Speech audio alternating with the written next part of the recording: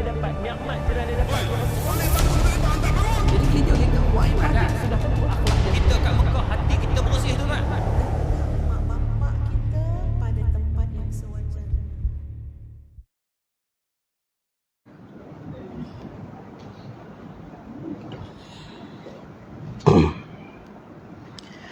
Bismillahirrahmanirrahim. Assalamualaikum warahmatullahi wabarakatuh. Waalaikumsalam warahmatullahi wabarakatuh. Alhamdulillahilladzi hadana lihadza wa ma kunna linahtadiya laula an hadana Allah, wa usalli wa usallim ala nabiyyina wa habibina Muhammad ibn Abdullah khatimin nabiyyin wa sayyidil mursalin wa imamil muttaqin wa ala alihi wa sahbihi ajma'in.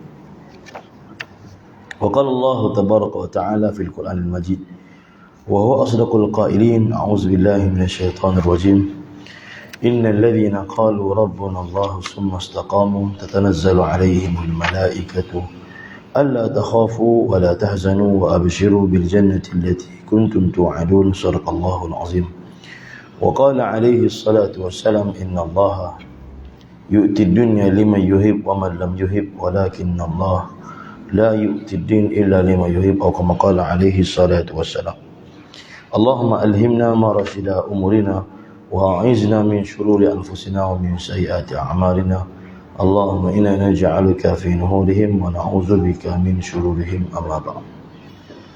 Alhamdulillah, tuan-tuan, puan-puan dirahmati lagi dikasihi Allah Subhanahu wa taala. Syukur kita banyak-banyak pada Allah kerana masih lagi Allah panjangkan usia kita. Dan masih lagi kita berada pada bulan Syawal dalam keadaan kita menghubungkan silaturahim, bahkan bertemu saudara-saudara yang telah lama terpisah, sahabat handai. Kita menjadikan bulan ini sebagai bulan kita bermaaf-maafan, dan juga bukan itu saja, bahkan kita saling ziarah menziarahi. Dalam arti kata lain, inilah bulan kasih sayang, masya-Allah. Begitu saja, bahkan dalam bulan ini juga dianjurkan untuk dilakukan pernikahan. Di sisi masyarakat Arab, bulan Syawal adalah bulan dilarang untuk berkahwin. Maka bila Nabi SAW menjadi Nabi, antara perkara yang Nabi buat ialah memecahkan tradisi khurafat Arab. Itu antara benda yang Nabi buat. Jadi antara benda yang Nabi buat adalah setelah wafatnya Ibnu Khadijah, Nabi telah bernikah dengan Sayyidatina Aisyah radhiyallahu anha, Sayyidatina Ummu Salamah, Sayyidatina Saudah. Kesemuanya dinikahi pada bulan Syawal. Nak menunjukkan kepada kita bahawa bulan Syawal ni bulan yang boleh bernikah. Tapi di tanah air kita Malaysia, bulan Syawal ni memang daripada dulu tak ada masalah untuk bernikah. Di sisi masyarakat Melayu pula, kefahaman masyarakat Melayu, bulan yang tak boleh bernikah ialah bulan Safar. Ini satu kepercayaan yang salah, dan sepatutnya sebagai orang masjid, orang ahli agama, kita kena memecahkan tradisi ataupun kepercayaan khurafat ini untuk ubah. Supaya apa? Supaya kita dapat amalkan yang betul, masya-Allah. Begitu juga di majlis perkahwinan. Dulu kita biasa tengok orang kahwin duduk campur-campur, masya-Allah. Tapi sekarang alhamdulillah, berkat usaha dakwah yang bergerak, para alim ulama menunjukkan contoh, sekarang ni dah banyak majlis-majlis perkahwinan yang telah asingkan lelaki dan perempuan, masya-Allah. Ini satu perkembangan yang baik. Walaupun mungkin kita orang Melayu ni untuk ubah drastik itu bukan satu benda yang mudah. Kita ubah perlahan-perlahan, sikit demi sikit, masya-Allah. Jadi mudah-mudahan ia menjadi asbab kita dapat mencontohi Nabi kita, Nabi Muhammad sallallahu alaihi wasallam. Baik. Hari ini kita menyambung penyanyi kita, iaitu Hayatus Sahabah, memasuki mengenai tentang kisah seorang sahabat Nabi, Sayyidina Bara' ibnu Malik Al-Ansari radhiyallahu ta'ala anhu. Bara' bin Malik radhiyallahu ta'ala anhu ini ialah anak Ummu Sulaim radhiyallahu anha, yang merupakan abang kepada Sayyidina Anas bin Malik radhiyallahu ta'ala anhu. Ini abang dia, Bara' bin Malik radhiyallahu ta'ala anhu, masya-Allah. Baik. Kata pengarang, Umar radhiyallahu pernah menyatakan, la tuwallul Bara' jaisan min juyushil muslimin mukhafata ay yahlika jundahu biiqdami. Janganlah kalian mengangkat Bara' sebagai panglima tentera kaum muslimin kerana khawatir membahayakan tentera disebabkan keberaniannya. Ini kata Umar. Kenapa? Kerana semangat dan keberaniannya tak semua orang ada. Jadi kalau dia jadi ketua, dia akan membuat keputusan apa yang dia nampak. Bukan atas kemampuan semua orang. Ni masya-Allah. Jadi Umar radhiyallahu anhu kata jangan jadikan dia ketua. Sama macam tu sekali, masya-Allah. Sebab apa? Keberaniannya yang begitu luar biasa. Baik. Bara' bin Malik radhiyallahu ta'ala ni ialah orang Madinah. Dia anak Ummu Sulaim radhiyallahu anha dan ayah tirinya ialah Talhah, Abu Talhah Al-Ansari radhiyallahu yang memiliki ladang kurma yang begitu banyak di Madinah. Bahkan dia terkenal memiliki telaga yang namanya Birha, yang ketika turunnya firman Allah, lan tanalul birra hatta tunfiqu mimma tuhibbun, kamu tidak dikira sebagai berkorban selagi kamu tak korban benda yang kamu sayang. Allah berkata dalam Quran, kamu tak dikira sebagai berkorban selagi kamu tak korban benda yang kamu sayang. Jadi kata ulama, tanda Allah Subhanahu Wa Taala sayang pada seorang hamba boleh dilihat atas apa benda yang dia korbankan. Dalam hidup manusia yang paling berharga 3 perkara kata ulama. Diri, harta dan masa. Ini 3 perkara. Tak semua orang boleh korbankan 3 perkara ni. Ada orang mampu korbankan masa dia, tapi duit dia tak mampu nak korbankan. Dia sanggup lapangkan masa dia untuk agama, tapi duit dia tak mampu nak korbankan. Ada orang pula dia sanggup korbankan harta, tapi masa dia tak sanggup korbankan. Saya sibuk, saya minta maaf. Ustaz ada buat madrasah. Okey, ni ambil duit, Ustaz buka madrasah. Ustaz jangan kacau saya. Dia tak sedia bagi masa. Ada orang, kata ulama, dia sedia bagi semua. Diri dia sedia, harta dia sedia, dan masa dia sedia. Dan ini sifat para sahabat. Sedia mengorbankan diri, harta, masa untuk agama.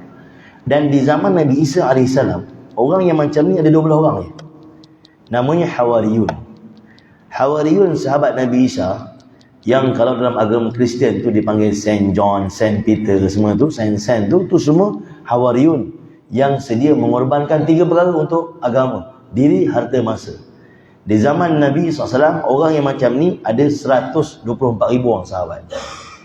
Semua sahabat Nabi tarbiyah untuk menjadi seperti Hawariyun tadi, sedia korban diri, harta, masa untuk agama. Bila-bila masa Nabi putuskan, mereka akan sedia.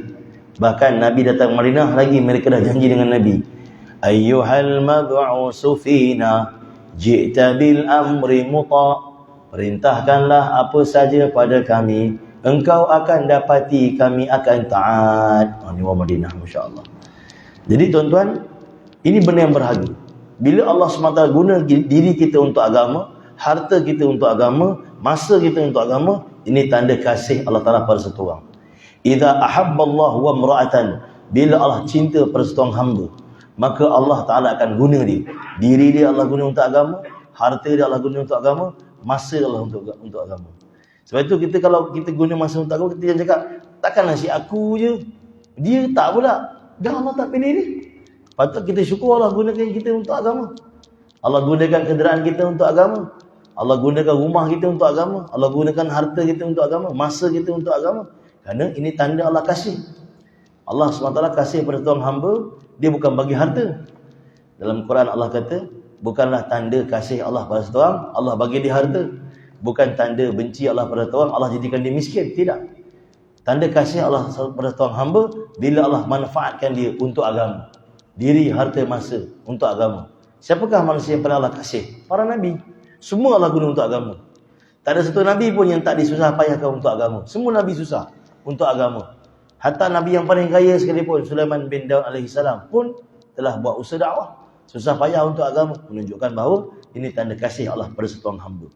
Jadi tuan-tuan dirahmati lagi dikasihi Allah, para sahabat telah dididik, ditarbiah untuk agama.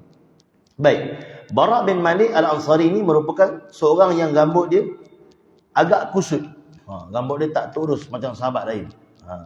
Jadi sahabat ni tuan-tuan kena faham, dia bukan satu pattern. Dia ada macam-macam. Dia macam-macam. Sebab itu, Nabi kata apa? Ashabikan nujum. Sahabat ni macam bintang di langit. Fabi'ittadahum ihtadaihum. Siapa ikut salah satu daripada mereka akan dapat petunjuk. Kenapa? Kerana sahabat ni ada macam-macam. Ada miskin, ada kaya, ada handsome, ada tak handsome, ada sempurna, ada OKU. Semua ada sahabat. Jadi tak ada satu orang pun di kalangan umat ini boleh bagi alasan, dia lain lah, dia orang kaya, dia boleh jadi sahabat, saya miskin. Tak. Sahabat ni ada setiap sudut segi umat ni, ada contoh di kalangan sahabat, masya-Allah. Jadi Bara' bin Malik ni rambut dia sedikit kusut. Badannya selalu berdebu. Tubuhnya kurus kering. Macam orang tak makan. Orang kalau tengok dia, akan nampak dia macam satu orang yang lemah. Tak kuat, tak berdaya. Namun, di medan perang, kekuatannya begitu luar biasa. Dalam satu masa, dia boleh bunuh 100 orang musyrik. Masya Allah. Ni orang kata jangan pandang orang sebelah mata. Ni contoh dia. Masya Allah. Kata ulama, kenapa dia jadi macam tu? Kerana ketakutan daripada Allah sehingga dia tak boleh nak fikir benda lain. Ada sahabat yang macam tu. Kalau di Hadraul Maut tu dipanggil majzub. Wali majzub. Selipar pun tak ada pakai, pegang je. Kenapa dia pegang selipar? Dia punya fikir pasal kematian ni, punya takut sampai nak pakai selipar pun tak boleh, pegang je. Kalau kita baca dalam kitab tasawuf tu, Sabit Banani rahmatullah alaih. Sabit Banani rahmatullah alaih, ahlullah yang hebat. Dia tengok kawan dia ambil tepung, uli roti, dahsyat roti, bakar, bawa makan. Dia kata, aku kira daripada kau uli tepung sampai bakar roti tu, boleh habiskan 10,000 subhanallah. Jadi aku rasa rugi, maka aku telah buat keputusan untuk tak makan roti, makan tepung je. Tuan-tuan bayang, ada orang boleh fikir macam ni. Kita pun tak boleh fikir macam ni. Tapi mereka ni ialah makhluk yang manusia yang Allah cipta khususiat. Maksudnya tak macam kita. Special. Allah bagi ke dia, dia punya ketakutan pada Allah tu luar biasa. Masya Allah.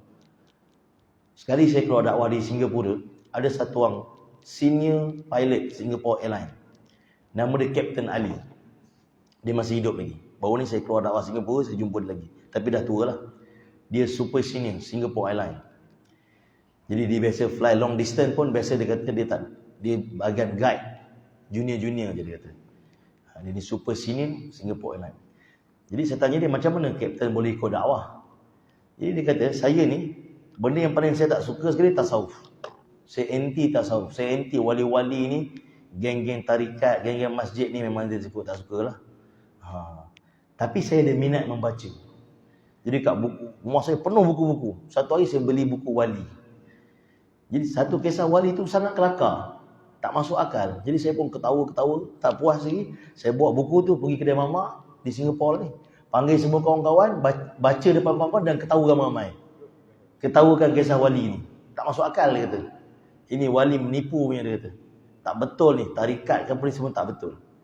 Malam tu dia kata, saya tidur, satu orang lelaki pakai jubah putih datang kat saya. Dia sentuh saya. Orang Singapura ni mimpi pun cakap orang putih. Bukan hidup, nyata dia orang putih. Dia cakap orang putih lah, tapi saya tak ingat bahasa orang putih dia tu.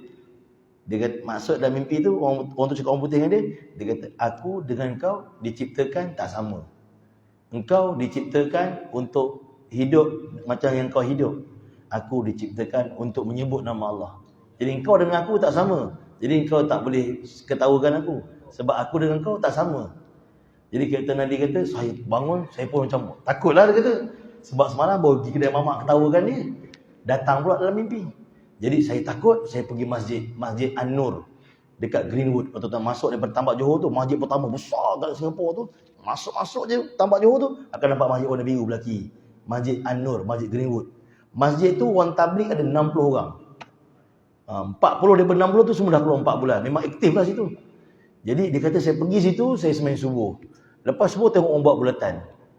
Dah apa pula ni dia kata, buat bulatan ni lepas sembahyang baca Yasin ni ke? Biasa orang dakwah ni dia mesyuarat lepas subuh. Mesyuarat program dakwah harian je. Dia pun tanya salah seorang daripada ramai-ramai tu, ini program apa ni? Oh ini program dakwah. Orang panggil tabligh. Oh. Dia pilot. Dia kata saya ni jenis tak suka tanya orang. Saya suka tanya Google. Dia undur ke belakang sikit, dia pun tekan Google. Apa itu tabligh? Dia tak tahu tabligh apa. Keluar nombor 1, tabligh sesat masuk neraka. Allah kata. Ini bahaya ni dia kata. Aku baru dapat mimpi malam tadi, jumpa yang ni masuk neraka pula, lagi bahaya. Tapi dia kata, orang tu baik betul dia cakap. Dia ikram saya, bagi minum, layan saya. Sebab saya pertama kali pergi subuh masjid, dia layan, bawa pergi sarapan. Saya rasa macam, bagus juga dia orang ni. Saya pun ikut dia orang keluar 3 hari. Sebab daripada tu dia kata, alhamdulillah sampai sekarang saya istiqamah keluar dakwah. Dan Captain Ali ni, dia punya tabiat dia dekat Singapura, dia akan cari satu budak terbiar, macam budak jalanan ke apa, dia akan bela budak tu setahun sampai budak tu istiqamah pergi masjid, istiqamah keluar dakwah, dia lepaskan, dia cari budak lain pula. Sampai sekarang. Itu amalan dia. Dia akan cari satu orang budak. Dia nampak budak tu terbiar je, dia akan bawa budak tu, dia akan tarbiyah sampai budak tu boleh bawa diri. Ini amalan dia. Kalau tuan-tuan pergi Singapura, dia duduk di Masjid Asy-Syafa'ah di Sembawang. Kapten Ali. Jadi nak cerita apa tuan-tuan? Ada manusia yang Allah Ta'ala cipta dia macam tu. Jadi kita tengok satu macam dia ni, Behlul Al-Majnun, terkenal. Dia ni adik-beradik Harun Al-Rashid. Harun Al-Rashid khalifah, orang kaya. Behlul Al-Majnun, nama pun orang panggil Al-Majnun, si gila. Duduk dekat mana? Kat kubur. Banyak masa dia dekat kubur. Sekali-sekali dia pergi bandar. Orang pun tanya dia, kenapa kau banyak masa kat sini? Dia kata, sinilah bandar. Yang kau pergi lepak tu bukan bandar. Apa tanda bandar? Setiap hari penduduk bertambah. Ni penduduk bertambah setiap hari sini. Di sana penduduk setiap hari berkurang. Akan pindah sini. Jadi inilah tempat lepak yang betul, dia kata. Inilah bandar. Macam tuan, mana ni? Lepak bandar. Inilah bandar. Orang tanya lagi, takkan itu je sebab kau duduk sini? Apa kata Behlul Al-Majnun? Dia nampak macam gila, tapi jawapan dia tak gila. Apa kata Behlul Al-Majnun? Dia kata, kalau aku duduk dekat tempat yang kau cakap bandar tu, bila aku duduk dengan mereka dan aku tinggalkan mereka, maka pasti mereka akan kutuk aku. Bukan kata aku, engkau pun kalau kau duduk dengan mereka, kau pergi, dia akan kutuk engkau juga. Tapi kalau aku duduk dekat sini, aku tinggalkan mereka, tak ada pun di kalangan mereka ni kutuk aku. Mereka okey je. Ni tuan-tuan. Ni Behlul Al-Majnun. Ada manusia yang macam tu. Baik, di kalangan sahabat juga dia macam tu. Nampak macam kusuk masai. Tetapi tuan-tuan benda, kenapa? Kerana kerisauan daripada akhirat sehingga menyebabkan dia macam tu. InsyaAllah. Baik. Dia ialah pahlawan yang amat gagah dan berani sehingga Umar radhiyallahu berkali-kali berpesan kepada gubernur-gubernur yang dilantik oleh Umar, janganlah kalian mengangkat Barra sebagai panglima peperangan kepada kaum muslimin kerana khawatir akan menyebabkan tentera susah dalam bahaya disebabkan keberaniannya. Masya-Allah.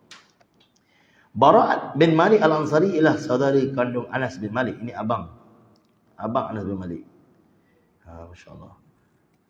Kisah tentang keberaniannya begitu panjang. Maka di sini hanya didatangkan tentang satu kisah saja. Masya-Allah. Baik. Maka cukuplah diceritakan satu kisah. Kisah bermula sebaik saja wafatnya baginda Nabi SAW. Maka berlaku 3 perkara. Berlaku 4 perkara. Bila Nabi wafat, 4 perkara telah berlaku. Pertama, orang Rom telah mula merancang untuk menyerang kota Madinah. Kerana orang Rom faham, orang Islam ni akan dapat bantuan Allah selagi mana orang Islam bersama Nabi. Bila Nabi mereka wafat, maka mereka tak dapat bantuan Allah lagi. Sedangkan orang Islam sampai kiamat akan tetap dapat bantuan Allah bila orang Islam buat 2 perkara. Pertama, sentiasa beristighfar. Dalam Quran Allah sebut. Dan yang kedua, bila mana orang Islam masih mengamalkan sunnah Nabi. Sebab itu tuan-tuan, usaha orang-orang batil, Yahudi dan Nasrani, Al-Fadhil Tuan Guru Ustaz Zaidrus pun sebut yang sama. Mereka tak usaha sungguh-sungguh mati-matian untuk ajak kita masuk agama dia. Tetapi mereka usaha bermati-matian untuk ajak kita ikut cara hidup dia. Kerana Allah beritahu dalam Quran, walan tarda 'ankal yahudu walan nasara hatta tattabi'a millatahum. Tidak akan redha Yahudi dan Nasrani selagi kita tak ikut cara hidup mereka. Dia bukan Allah sebut hatta tadkhulu dinahum walan tarda 'ankal yahudu walan nasara hatta tadkhulu dinahum. Takkan lega, takkan redha, takkan puas hati Yahudi dan Nasrani selagi kita tak masuk agama dia. Tak. Tapi selagi kita tak ikut cara hidup mereka. Kenapa? Kerana bila kita ikut cara hidup mereka, tinggalkan sunnah Nabi SAW, maka apa yang berlaku? Kita akan hilang daripada bantuan Allah. Ini usaha yang mereka buat. Sebab itu usaha-usaha dakwah yang bergerak ialah nak kembalikan umat ini kepada sunnah. Usaha dakwah yang dibuat untuk kembalikan umat ini kepada sunnah, kepada pakaian sunnah, kepada percakapan cara sunnah, muamalat cara sunnah, kehidupan cara sunnah, makan cara sunnah, tidur cara sunnah, bermasyarakat cara sunnah, berpolitik cara sunnah. Ini kehidupan yang dibawa oleh baginda Nabi SAW, yang mana kalau kita ikut, pasti akan dapat nusrah, bantuan Allah. Jadi Rom faham, Muhammad dah tak ada, dah wafat, maka kita serang Madinah. Dia tidak akan dapat bantuan Allah. Yang kedua apa berlaku? Yang kedua, orang-orang dah mula enggan bayar zakat. Mereka nak semayang tapi zakat tak nak bayar. Ketiga, wujudnya nabi-nabi palsu. Dan yang keempat, wujudnya golongan-golongan riddah, ini murtad.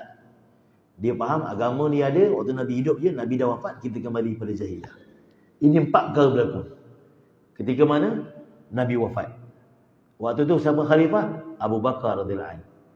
Dan 4 ni Abu Bakar selesaikan pertama sekali mengeluarkan jemaah Usamah bin Zaid yang telah diputuskan oleh Nabi sebelum Nabi wafat. Usamah bin Zaid ni siapa tuan-tuan? Anak Zaid bin Harisah. Zaid bin Harisah merupakan anak angkat Nabi SAW yang telah menikah dengan mak angkat Nabi. Masya Allah, Zaid bin Harisah ni anak angkat Nabi. Mak angkat Nabi namanya Ummu Sulaim, namanya Ummu Aiman. Ummu Aiman ni ialah satu-satunya orang yang menjadi saksi wafatnya ibu Nabi di Abwa. Dan Ummu Aiman ni ialah antara orang yang gembira di hari Nabi lahir. Tuan-tuan bayanglah umur dia berapa. Ummu Aiman ni nama betul dia Barakah binti Sa'labah. Dia orang Habsyah, dia sama macam Sumayyah radhiyallahu, orang Habsyah. Asalnya hamba ayah Nabi. Kemudian lepas ayah Nabi wafat, dia wariskan kepada ibu Nabi. Lepas ibu Nabi wafat, dia jaga Nabi. Dia macam mak angkat Nabi lah, masya-Allah. Jadi tuan-tuan, apa yang berlaku ketika Zaid bin Harisah berpisah dengan isterinya, maka di waktu itu Nabi telah tawarkan siapa yang ingin bernikah dengan wanita syurga. Siapa dia? Mak angkat Nabi, Ummu Sulaim. Kulitnya gelap, usianya agak tua, masya-Allah. Di saat itu anak angkat Nabi sedia, Zaid bin Harisah sedia menikahi dengan wanita syurga. Bila Nabi kata wanita syurga, maksudnya apa? Dia ni telah dapat jaminan syurga. Nabi bukan cakap saja, Allah telah perintahkan, wa ma yantiqu 'anil hawa in huwa illa wahyuha. Sahabat ni untung dia hidup zaman Nabi. Apa kelebihan dia? Dia tahu apa keadaan kematian dia. Seperti salah seorang sahabat Nabi SAW, Ammar bin Yasir, anak Sayyidatina Sumayyah. Orang serang macam-macam berlaku dekat dia. Dia tenang je. Luka parah. Dia kata jangan risau, aku takkan mati. Sehingga satu hari berperangan baru nak mula, orang bagi susu. Menangis dia. Kenapa kau menangis? Aku dengar Nabi bersabda, sebelum kau mati, kau akan minum susu. Maksudnya selepas ni aku akan mati. Masya Allah. Ini sahabat. Jadi Zaid bin Harisah menikah dengan mak angkat Nabi tadi, iaitu Ummu Aiman, ataupun nama betulnya Barakah binti Sa'labah, dapatlah anak Usamah bin Zaid. Jadi Usamah bin Zaid ni dianggap sebagai cucu Nabi lah. Kulit dia hitam. Ada waktu kadang ingus dia keluar. Sebab itu tuan-tuan, kalau kita tengok kadang anak kawan-kawan kita kulit putih, ingus keluar, kita relax je. Tapi kalau anak kawan kita kulit gelap-gelap, kan, macam anak orang kampung-kampung, kita pun macam, lekeh lah budak ni, ada ingus. Jangan. Sebab kita tak tahu darjat budak tu di sisi Allah. Kerana Usamah bin Zaid ni, dia kulit dia gelap sebab mak dia Habsyah.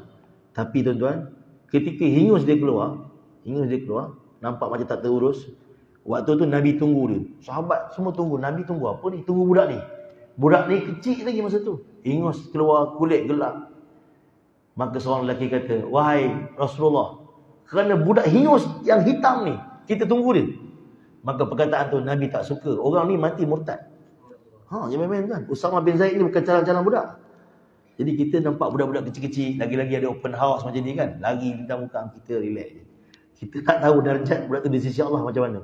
Boleh jadi disebabkan dia, Allah selamatkan Malaysia daripada bala. Kita tak tahu. Darjat dia tu di sisi Allah, kita tak tahu budak-budak ni, insya-Allah. Contohnya Usamah bin Zaid ni. Jadi Abu Bakar telah keluarkan jemaah Usamah bin Zaid ni tuan-tuan, umur dia ketika itu 18 tahun. Dan ramai orang tak setuju. Dia kata, Abu Bakar, ni sekarang Nabi baru wafat. Kenapa kau keluarkan jemaah ni? Dan jemaah ni pula semua orang kena ikut. Abu Bakar kata, kosongkan Madinah. Lelaki-lelaki Madinah kena kosongkan, ikut Usamah bin Zaid. Sebab ini yang Nabi telah putuskan. Yang tinggal hanyalah tukang azan dan satu orang untuk jaga Masjid Nabawi. Lain semua keluar. Semua keluar daripada Madinah. Umar kata tak boleh, wahai Abu Bakar. Sebab Rom akan serang Madinah. Maka kalau tak ada orang, habislah Madinah. Abu Bakar kata tidak. Aku hanya dengar apa yang Nabi cakap. Nabi sebelum wafat, hajat Nabi, jemaah ni dikeluarkan, maka menyempurnakan hajat Nabi, Allah akan selesaikan masalah kita. Jadi tuan-tuan, dalam hadis, ada banyak hadis-hadis yang mana hajat Nabi. Antaranya apa? Nabi kata, kalau boleh, setiap hati umat ni ada surah Al-Mulk. Ni hajat Nabi. Kalau tuan-tuan hafal surah Al-Mulk, tuan-tuan telah menyempurnakan hajat Nabi. Nabi kata, kalau tak memberati umatku, maka kau suruh umatku sebelum solat bersugi. Ini hajat Nabi. Kalau kita buat, kita menyempurnakan hajat Nabi. Jadi hajat Nabi ni banyak dalam hadis. Antaranya, Usamah bin Zaid ni jemaah ni. Maka tuan-tuan, apa yang berlaku? Abu Bakar yang tarik kuda Usamah bin Zaid tu. Usamah bin Zaid ni budak muda. Dia tanya khalifah, patut kau ke atas, aku kat bawah. Aku budak-budak, patut aku tarik kuda kau. Abu Bakar kata, engkau ialah orang yang telah disebut oleh Nabi. Maksud Abu Bakar tahu, dia ni ranking dia ni siapa. Padahal Abu Bakar tu ranking lagi tinggi pada Usamah bin Zaid. Tapi nak tengok cara mereka menghargai orang macam mana, yang pernah disebut oleh Nabi. Abu Bakar tarik kuda dia dan Abu Bakar kata, aku pernah dengar daripada Nabi SAW, debu-debu yang melekat pada anggota orang keluar jalan Allah diharamkan api neraka hatta asapnya. Ni hadis ni. Ketika itu Abu Bakar tarik kuda Usamah bin Zaid menuju ke Juruf. Juruf ni kampung di Madinah, masih ada sampai sekarang. Dekat dengan Universiti Madinah. Kampung Juruf ni sempadan, ujung dah. Jadi sampai situ dia tarik kuda Usamah bin Zaid. Dan tuan-tuan, bila jemaah ni dikeluarkan saja, Allah SWT selesaikan masalah 4 perkara tadi satu persatu. Pertama, orang Rom tadi nak serang. Dah sampai dekat Madinah, duduk kat gunung-gunung dah. Bila jemaah ni dikeluarkan, jemaah ni keluar berapa? Seluruh orang Madinah lelaki. Ramai. Dan Usamah bin Zaid kata, jemaah ni bergerak zigzag. Macam tu. Jangan macam ni. Macam ni. Jadi ada sahabat-sahabat yang lama yang dah pergi Badar, pergi Uhud, pergi Khandaq bersama Nabi, masyaikh dah. Semua dah hadrat dah semua ni. Orang lama semua. Semua pelik. Apa hal budak-budak ni? Dia ni Badar pun tak pergi. Uhud pun tak pergi. Dia bawa kita pergi pelik ni. Zigzag pula.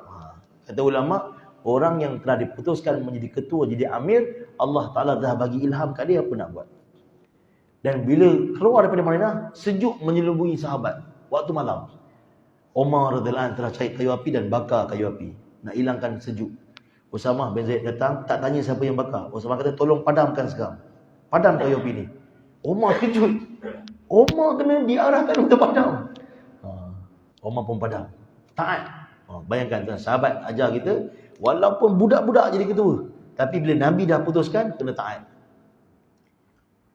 Dan mereka dapat berita, Rom lari. Kenapa Rom lari? Baru Usamah bin Zaid cerita. Dia kata, waktu kita keluar daripada Madinah, Rom dah ada dekat bukit-bukit di luar Madinah. Jadi bila kita keluar dengan jalan zigzag, maka debu telah naik. Dan Rom kata, ramai tentera dia. Dekat luar dah ramai, dalam mesti lagi ramai. Walhal dalam 2 orang saja. Ni Allah bagi ilham kepada ketua, bijaksana Allah bagi. Faqih. Kemudian kata Usamah bin Zaid, wahai Umar, aku minta maaf, aku suruh padamkan api itu sebab waktu tu musuh tengah mengendap kita. Maka aku suruh padam supaya dia tak tahu kita kat mana. Ni tuan-tuan. Asbab tu Rom lagi. Yang kedua, orang dan bayar zakat telah kembali bayar zakat. Dan seterusnya tuan-tuan, Nabi palsu dan orang murtad.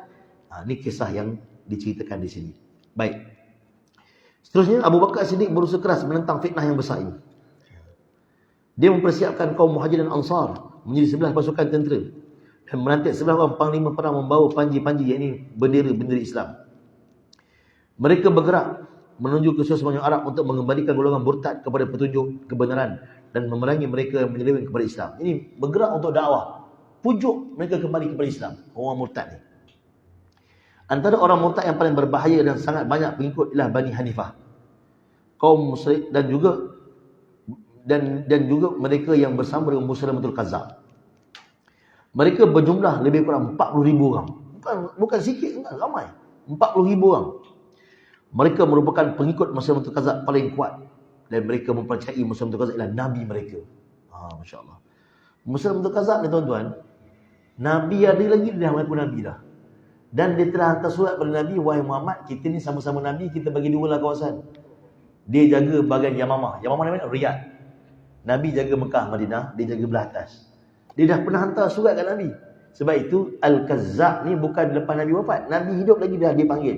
Nabi yang sebut Musailamatul Kazzab. Musailamah si penipu. Sebab zaman Nabi dia nak nego dengan Nabi. Nego kawasan. Dia ingat Nabi ni jawatan. Nabi ni bukan jawatan. Nabi ni kata pula nubuah. Anugerah daripada Allah. Kalau gubernur orang boleh dapat, khalifah orang boleh dapat. Tapi Nabi ni dia bukan jawatan. Ini nubuah, anugerah daripada Allah. Pilihan Allah, bukan suka-suka.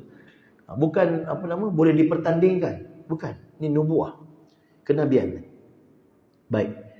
Bahkan ada sebagian mereka berkata, aku bersaksi bahawa Musailamatul Kazzab adalah pendusta dan Muhammad lah yang benar. Tetapi kedustaan Rabi'ah, ini kabilah Musailamatul Kazzab, lebih kami sukai daripada Bani Mudar, jadi kabilah Nabi SAW. Ini pertemuan kabilah pula. Yang ni percaya Nabi adalah Nabi, tak percaya Musailamatul Kazzab. Tetapi mereka tak suka pula Bani Mudar, yang ni Bani Abdul Muttalib. Ini pertemuan kabilah pula. Jadi sebab itu asabiah ni juga akan menyebabkan bahaya untuk kita jika asabiah dengan cara yang salah.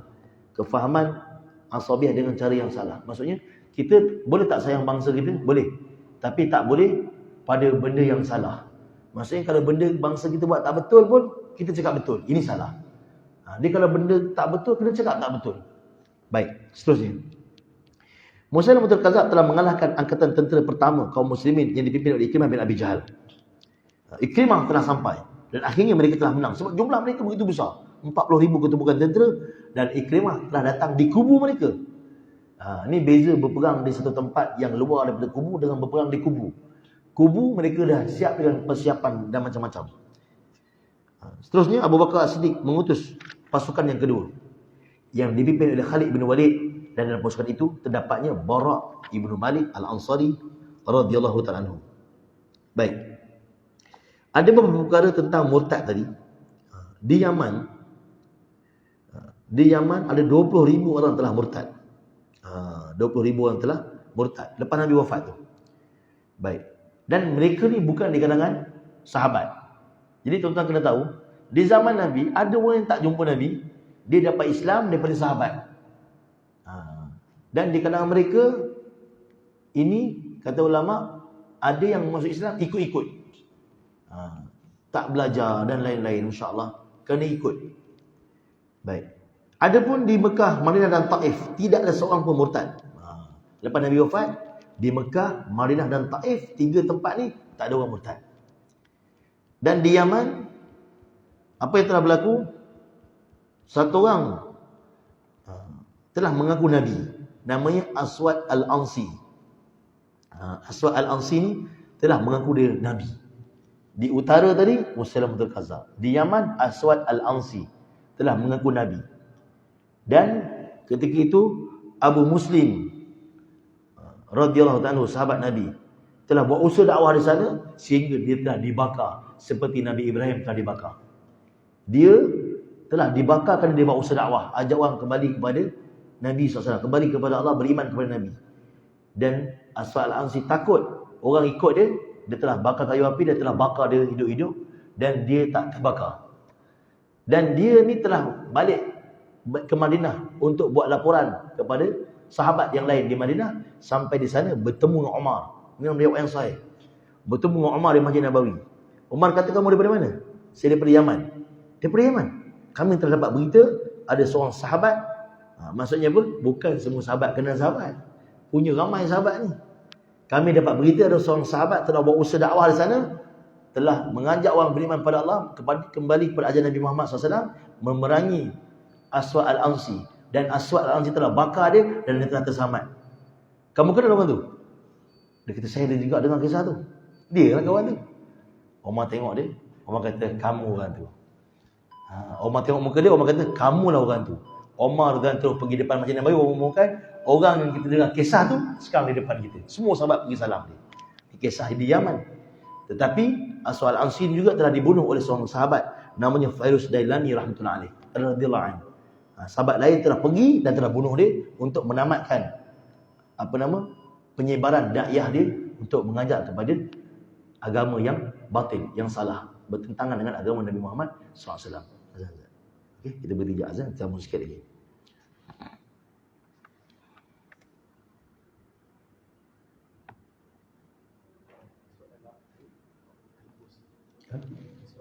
Al-Ansi.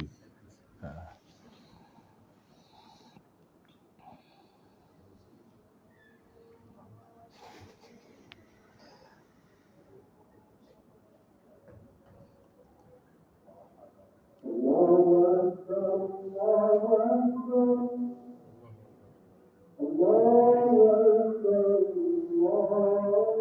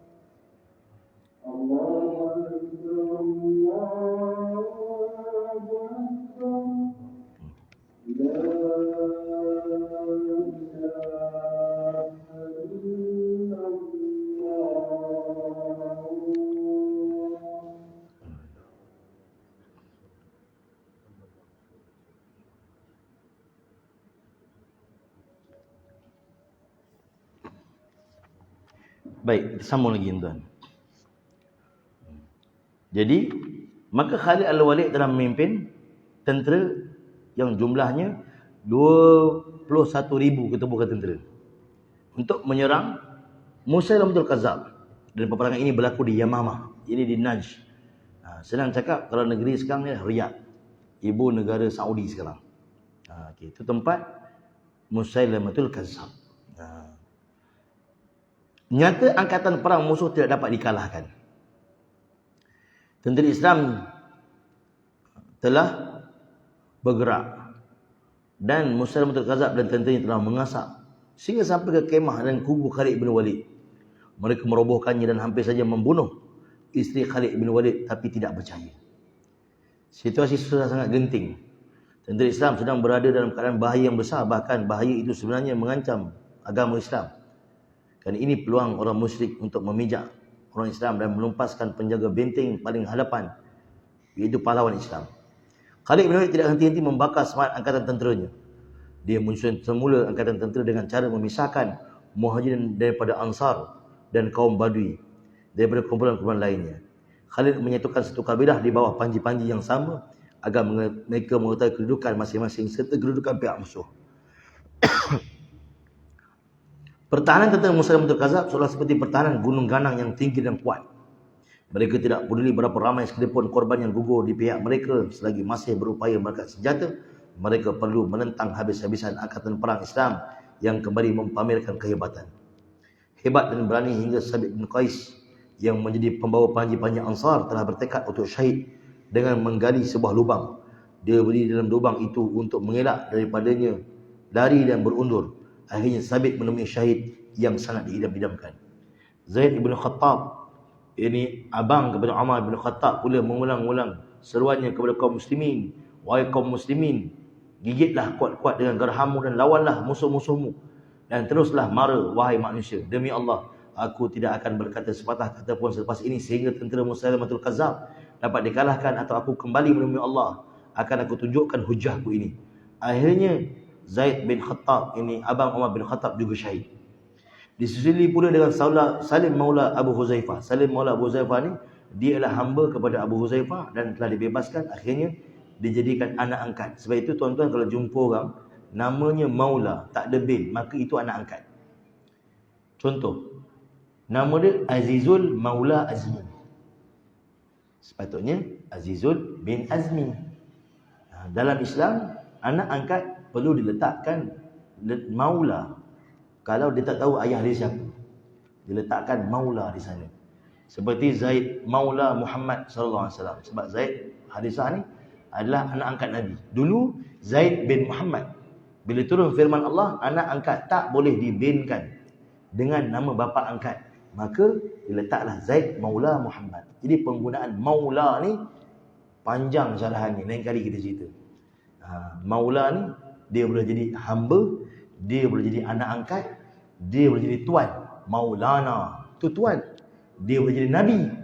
Kan kita selalu Al-Fatihah kan, ila hadrati sayyidina wa maulana nabi. Dia boleh jadi Allah.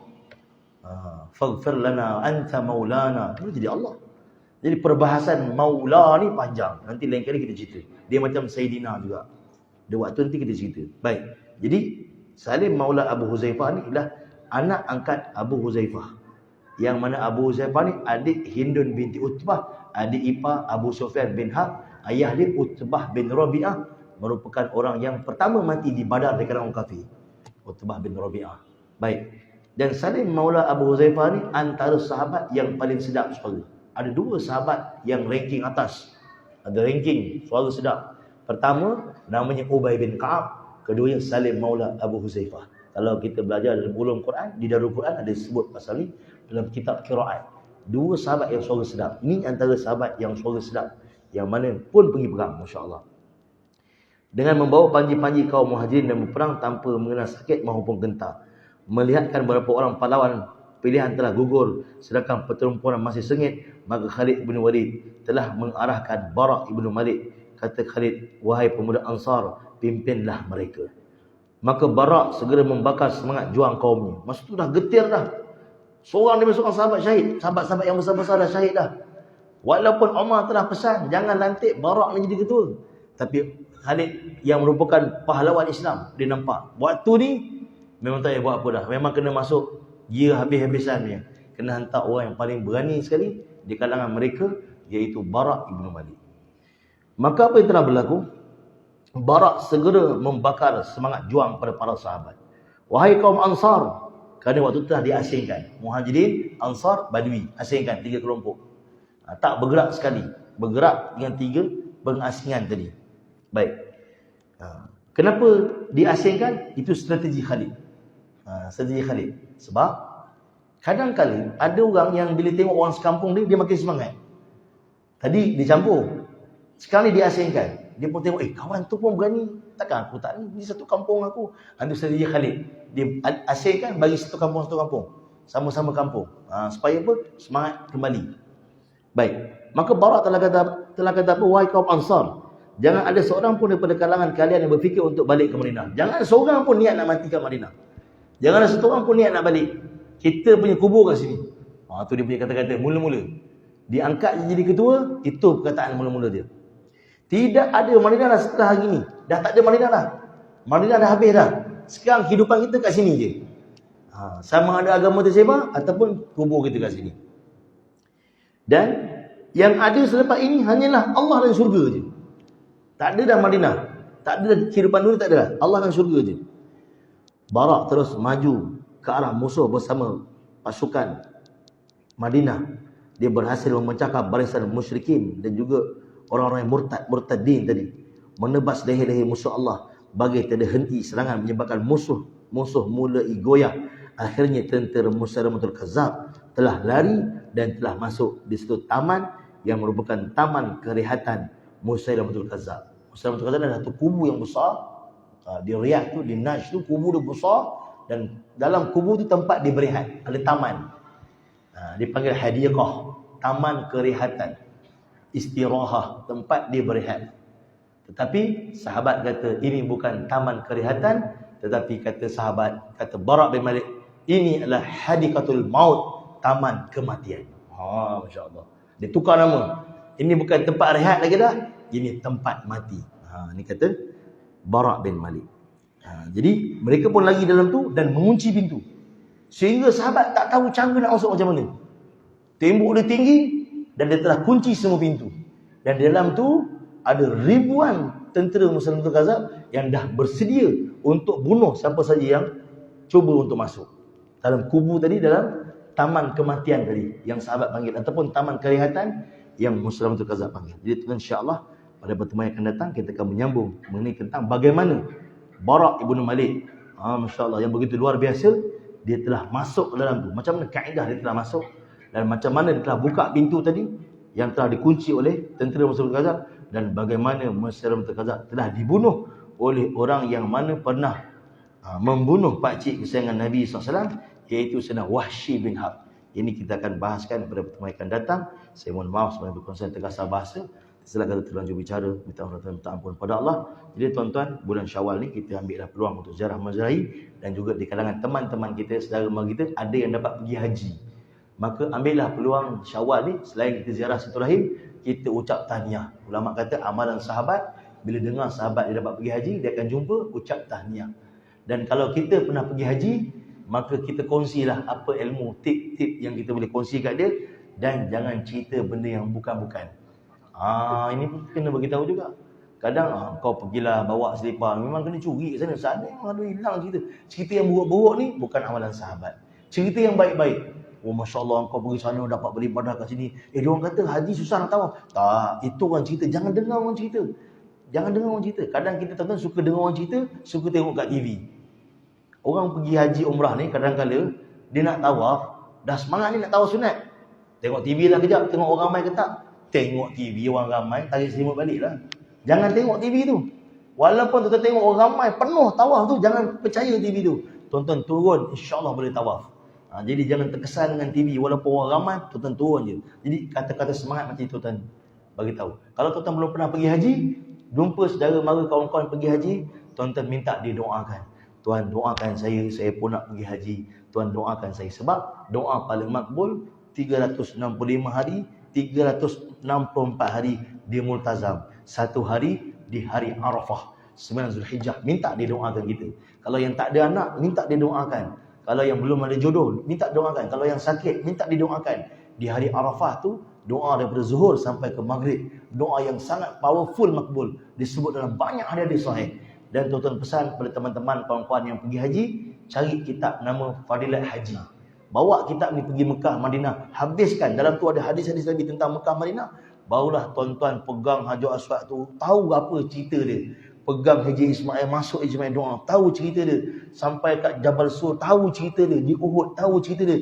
Kalau tak, kita akan jadi macam melancong. Ambil gambar, sini ambil gambar. Apa cerita dia? Tak tahu. Balik tak ada kesan. Jadi dengan baca kitab Fadilat Haji, yang disusun oleh Syekh Zakaria Syarifudin rahmatullahi alaih, akan beri kesan pada kita. Setiap tempat kita akan rasa bahagia. Nak tinggal satu sembahyang sunat 2 rakaat pun kita akan rasa terkilan. Kalau kat spa ni, alah sembahyang sunat 2 rakaat lepas isyak je pun tak buat pun tak apa. Tapi di sana 2 rakaat bersamaan dengan 100,000 pahala. Weh, rugi kita tak buat. Jadi tuan-tuan pesan kat mereka, dapatkan kitab ni. Sekarang ni kat Shopee pun boleh cari. Kitab Fadilat Haji. Nipis tak tebal pun. Bawa pergi Mekah, Madinah, supaya ada kesemangat, jazbah, semangat untuk kita buat amal bersungguh-sungguh sepanjang kita di sana. Jadi tuan-tuan boleh sampaikan kepada saudara mara kawan-kawan yang pergi haji. Wallahu a'lam. Assalamualaikum warahmatullahi wabarakatuh. Tangguh dengan kaftan surah As.